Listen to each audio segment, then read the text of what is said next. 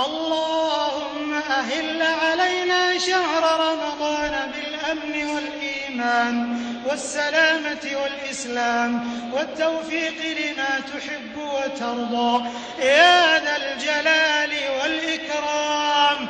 اللهم أعنا فيه على الصيام والقيام.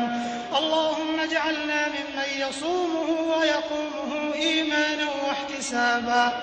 اللهم سلمنا لرمضان وسلمه لنا وتسلمه منا متقبلا.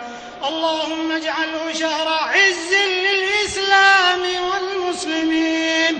اللهم اجعله شهرا للنصر والتمكين للإسلام والمسلمين في كل